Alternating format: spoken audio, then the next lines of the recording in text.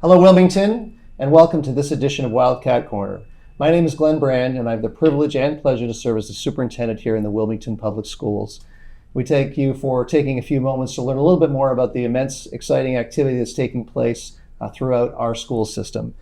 In this edition, we are going to jump into a little bit more around international travel. We certainly know that people love staying at home and enjoying this wonderful community, but one of the incredible activities that our staff and faculty at the high school offer our students is to venture outside the boundaries and walls, not just of Wilmington, but internationally.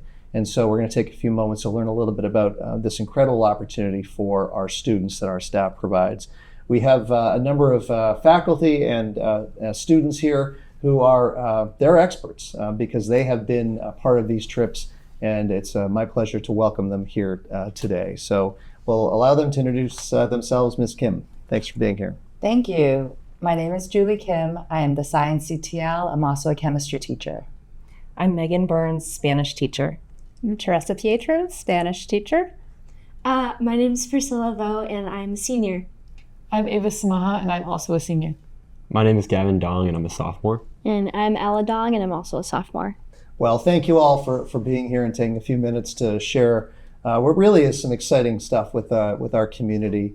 I have come to learn that international travel and hosting these opportunities for students is not exactly something new here in Wilmington. And certainly anyone who has some familiarity with other high schools might know that this is something also that's offered there. But Ms. Pietro, could you maybe share a little bit about the history here in Wilmington, because it's pretty rich in terms of offering these types of opportunities for our students? Yeah, it is. I've been with the district since 2004, and over that time I personally have done 5 trips to Costa Rica. They were scheduled every other year. The World Language and History and English departments have run trips to Europe, or had run many trips to Europe: Germany, Italy, Greece, England. I can't even remember them all. And Strings had a pretty active travel history as well. This all came to a pause pandemic time. Sure. And since the pandemic, things have obviously ramped up quite a bit. And while I haven't had the opportunity to travel, I know because these are the types of trips that have to come before the school committee and before myself to approve. But there's really seemed to be a resurgence in interest. You talk a little bit more about sort of what that's looked like from your perspective. Yeah, there's been a resurgence of interest on the part of the faculty who are interested in offering these trips, and we can see from the sign-ups there's been an overwhelming interest on the students' part as well. I have certainly experiences from being in some of your seats before, and planning any trip for a group of students, even if local, is not an insignificant amount of work, but there's a whole lot of work and time and energy that has to go into these kind of trips. But the benefits seem quite rich. They seem to be, and certainly hearing some of the stories from both staff and of course our students have been, over the last period of time, have been really enlightening and really sort of opened my eyes to why you all offer these and why we support these kind of things. I'd love to hear from the perspective of both our students and staff here today what you believe are the benefits, because I think that there's probably a lot of people out there who hear about international travel and think that might sound like an exciting and cool thing to do, but there really are an important number of takeaways. So maybe we could start with our staff from your perspective. What drives you to offer these, and what do you think the benefits are for the kids that you take?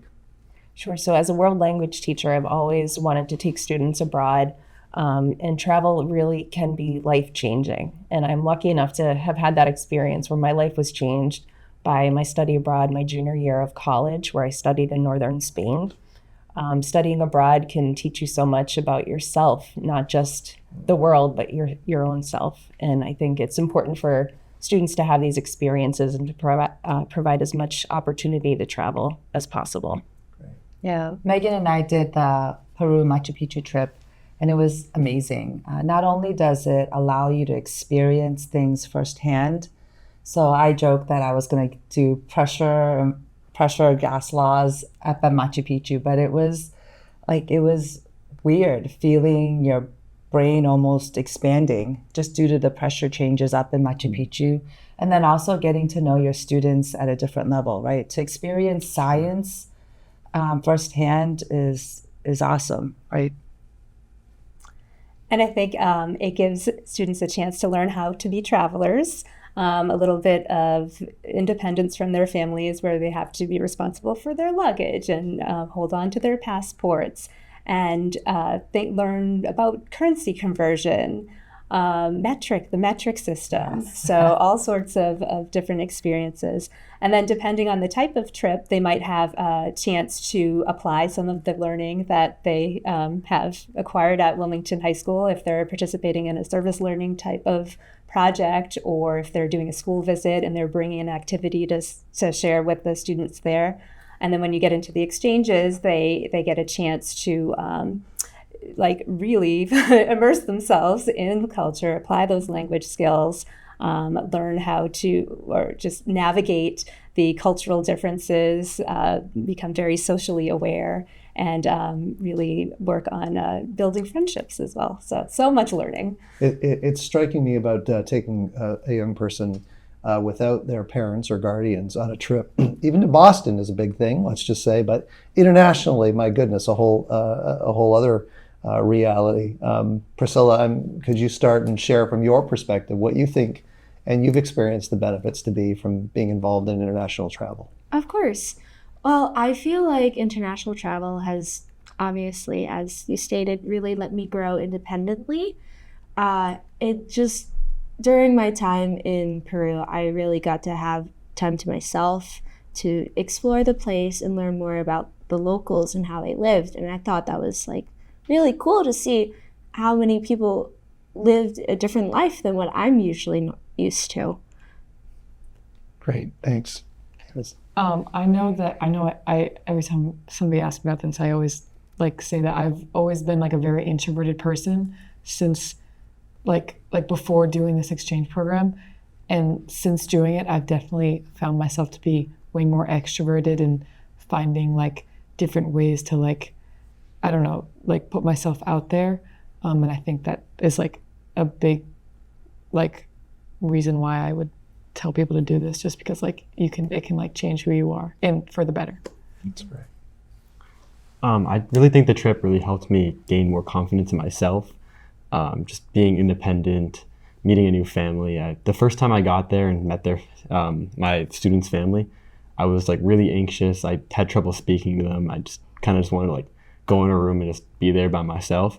But over time, I really got to know them and just saw them as my other family in Spain. And I thought it was really cool, and I'm a lot more confident in myself and situations where I am by myself and independent. Yeah, and then since I went both to Peru and Spain, it kind of got both sides of international travel. So I think for Peru, I just thought it was so cool. You wouldn't really travel to, I feel like you just want to go to Peru for a regular trip. To get this experience is really cool to see one of the wonders of the world. So that was really cool. And again, like Priscilla said, to see how locals live there. And then I think Spain was also very different, I think, to Peru, just because we were living like locals. We were going to this Spanish school and seeing how they live. And I think it was really cool to see how, even though they're on the other side of the world and they speak a different language, their routine is really similar to ours. They do the same activities as us. And I just thought it was really cool to see that. It strikes me that the benefit of almost traveling and seeing the place that you're going is secondary, and that what you've described are sort of some really personal benefits and experiences as individuals, which is pretty powerful. So thank you for sharing that. So these trips are more than just going to a stop at a sightseeing location here or there. The itineraries are pretty dense. There's a lot packed into making the most out of the time that people are there. So I know that every trip is different, of course, but it might be great to share with those watching a little bit more about what the itinerary of some of these trips actually looks like. What's involved? What will people do while you're on them? So our Peru trip was very intense, physically intense, I would say, because we were out walking in the heat every day. We were going to a place that was at a high altitude, which puts a lot of stress on your body. So we had to acclimate to that altitude. It was focused on the history of Peru. They have a rich history of the indigenous culture mixed with the Spanish colonial culture. So we got to view a lot of the colonial architecture of the cities, as well as all the Incan ruins that were there. And finally, we whitewater rafted, which was an exciting experience. It was definitely something that put everybody out of their comfort zone. And I think that it was a great trip overall because of those experiences. Great. And then for Spain, the Spanish exchange program, it was very different than previous trips that I've run in that we arrived, there was a welcome committee of families and students with big signs, welcome Ella, welcome Gavin. And the kids, our Wilmington kids, that went off, were whisked away. We went to the homestays for the weekend. So the itinerary was planned by the host families, and each individual student had a different experience. And then Monday through Thursday, we all met at school every day, and the school had a schedule for us to follow. So we got to have the experience of attending different classes, interacting with the students in each class. And probably twice during that week, they arranged for trips for us to see kind of the local agriculture, essential to their economy. We went to an art museum, and we went to a refuge, a bombing refuge from the Spanish Civil War times. So all of those trips were planned by the schools. And then the last 2 days, we left our host families, lots of tears, and we did 2 days of a more traditional tour. We went to Granada and to Malaga. We went to the Alhambra. We got to visit a local village, eat with local families, and what else did we do? We did so much in those 2 days to round out our trip. So Jam-packed. Jam-packed, yeah. Ella, you were going to add into, from the student perspective, what this is like. So Peru, it was you definitely did feel like a tourist, but you got to see so many sites. Our first day we were in Lima, so that was really cool to see. We were in a city. We went swimming at the beach, so that was really fun. And then when we went to Cusco and Machu Picchu, that was really cool as well. We just got to see I think just all the architecture was really cool to see. Miss Burns was saying, it's so cool how to learn about how they made those type of architectures so long ago. So I think definitely if people are thinking of going on that kind of trip to Peru, it's very historical, but I think it's also very interesting.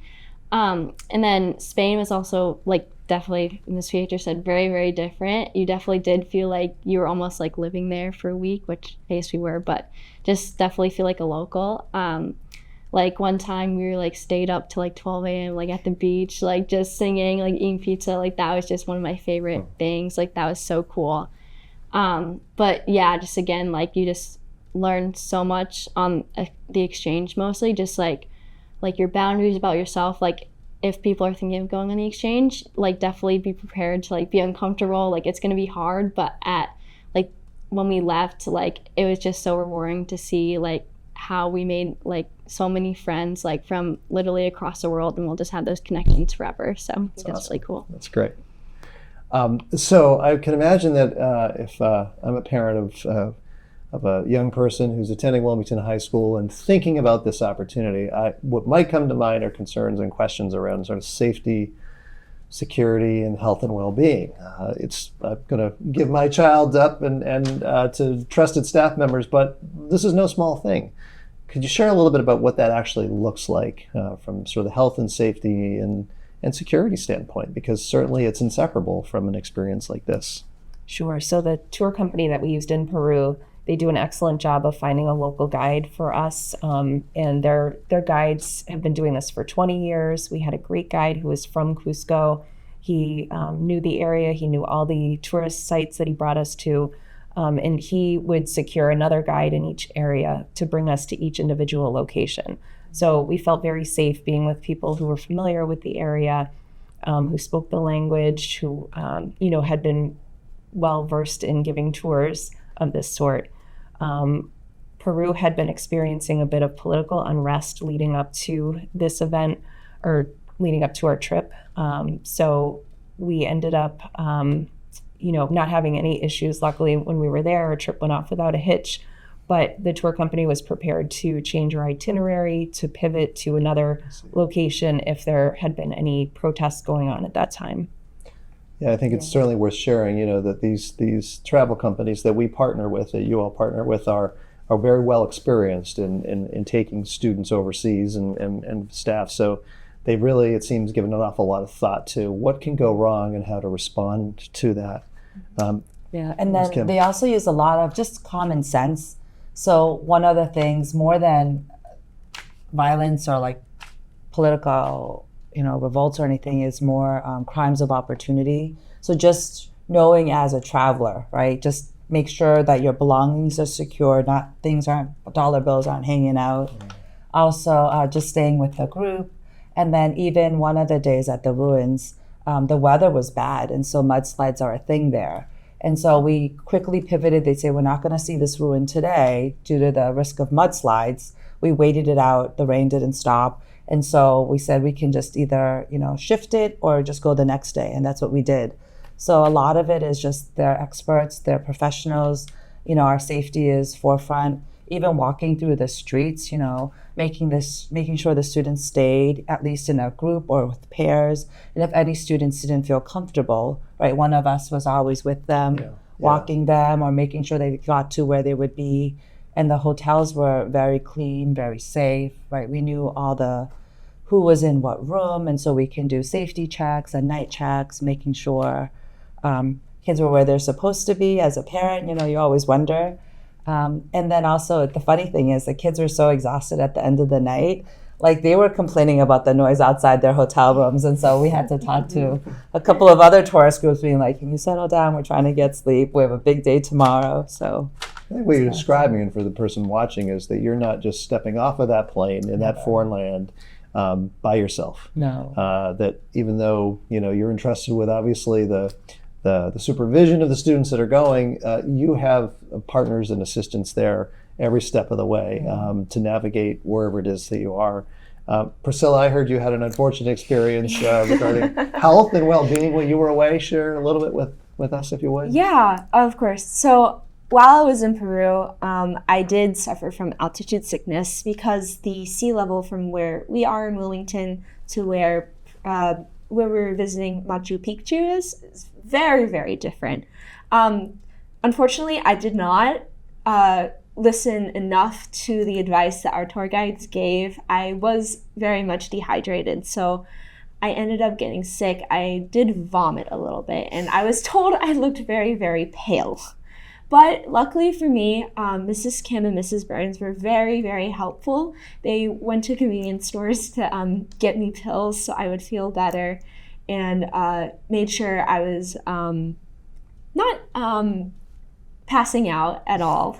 And our tour guide was also very accommodating because at the time where I was sick, we were up in the mountains. And we had to take a train back to the city we were staying in, I believe. And he was like very accommodating in that if I didn't feel like I could make the train with him, we could wait a couple days and he would take a train back with me. And he made sure I had proper nutrition. Like at some points I couldn't stomach the food there. So he gave me smaller meals, but still had enough food. And overall, I just feel like even though I did experience all of that, it was very safe for me. Like I didn't feel at all like I was gonna end up in a hospital or I was gonna end up really, really badly hurt. So I'm lucky I had both my teachers and a very, very nice tour guide with us. Well, thanks for sharing that. Unfortunate, but it sounds like it turned out okay. And I think, again, you're describing sort of the guides that are there with you. They know where to go get assistance, medical assistance or other, if that were necessary or is necessary. So thanks for sharing that. And there's certainly been this history here of travel, international travel, and a recognition of the importance of it for our students. And some of the stories you've shared and some of the recent trips. But what's next? I know that these are things that take a lot of advanced planning far in the future. What's for those people that are watching at home, what's coming? What's on the horizon for international travel? So we're going to Galapagos next year, the Galapagos Islands off the coast of Ecuador. So Ms. Burns and I and another chaperone, we're taking about almost 30 students. Wow.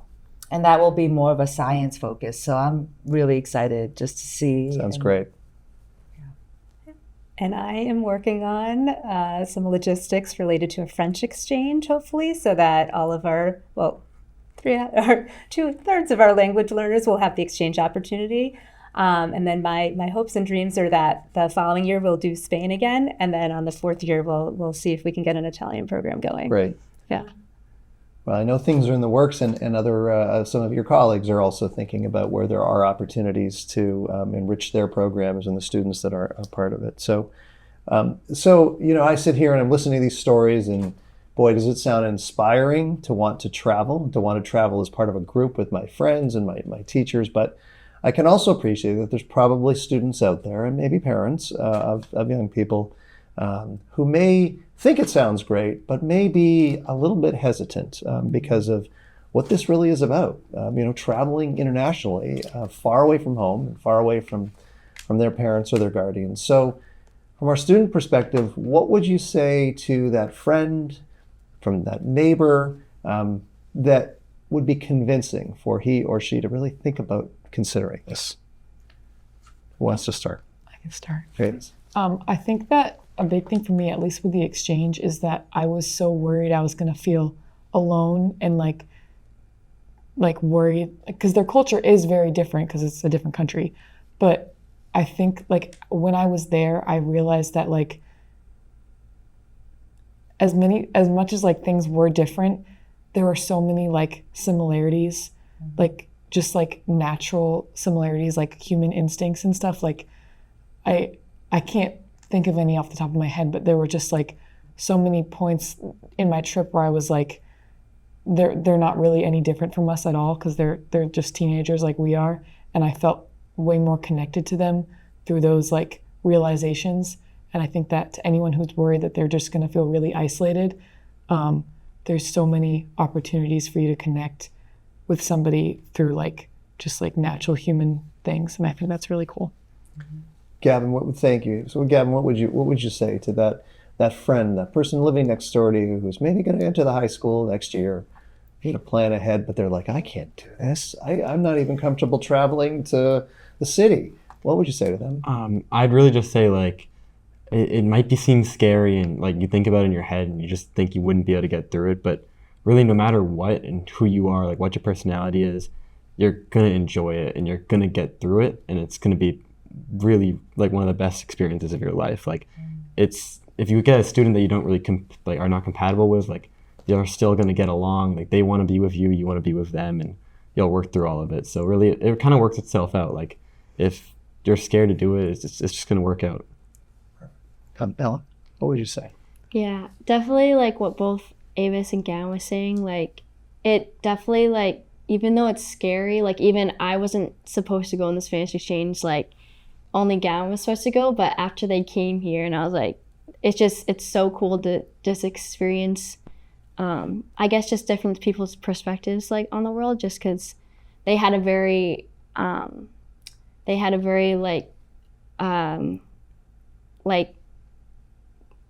big concept of like what like America would be like, and it definitely said they're like living in a movie. And we also had our perceived like ideas about them as well. But I think just like overall, it was just a great experience. Like you really do feel like they're your second family. Like I could talk about like to my Spanish people about like anything. Like it was just, we just connected like right from when they came. So I think that's really cool. Do you still keep in touch? Yeah, we do. Yeah. That's awesome. Priscilla. I would say it's not every day you get to take a vacation. Like you get a break from this, I guess, reality you're living in, and you get to go explore a completely different place. You get to meet all of these new people, and you just get to relax and learn different things. Perfect. Well said. So how about for our educators? Why do you do this? Why do you keep planning and giving of your own time away from your own families to travel overseas? Why do you do this? I've always loved to travel, and I know that, it's important to convey that to my students and just to really inspire them. And my hope is that they'll do a study abroad like I did my junior year and just get the same type of experience that I had. Yeah. I also am international. I actually wasn't born in this country. I was born in South Korea. So for me to think that no one has left the United States or has only been in a certain area is mind-boggling. And it does change you. It's fun. And I also studied abroad. I actually can speak Spanish too. So, and even for the straight hardcore science kids, I'm like, do it. You know, not everything has to be just academics. I know I have to but you know, expand your horizon and do a double major, a triple major, whatever. But you know, get out of your comfort zone, right? So. Yeah, for me, it was my high school exchange program and my family's choice to host exchange students over the years that was transformational for me. And it exposed me to so much. It brought me way out of my comfort zone and definitely contributed to my growth as a human being. Yeah. And so to be able to give that back to my students, is really special as well. So that's why I keep doing it. Yeah. And the students are wonderful. They were so well behaved, even when they're sick, even when they're not comfortable, even though they were dehydrated and having to answer questions like, you know, did you drink enough? Answer my questions like, did you drink enough? Did you eat enough? Right? We were their second moms, but they were, and then it gives you perspective about them. So I have deeper relationships with the kids that we spent 9 days in Peru with. Sure. Well, and I'm sure we didn't talk about it specifically, but memories, I'm going to guess you have a lot of them that you will take with you forever. So I'm sure there's an immense benefit in and of that. Well, I'm inspired. I wish I had the chance to be a part of it, to do it all again and to go in high school. But thank you for sharing your stories. I'm going to guess you have influenced many out there who will hopefully watch this and say, you know what, I want to do this when I get to the high school, and they should. And hopefully you've convinced them of that. I know you have. So thank you for your time. Thank you for your commitment. And thank you for your leadership in helping spread the good word about this amazing opportunity at the high school. Thank you for watching Wilmington. Until next time, take care.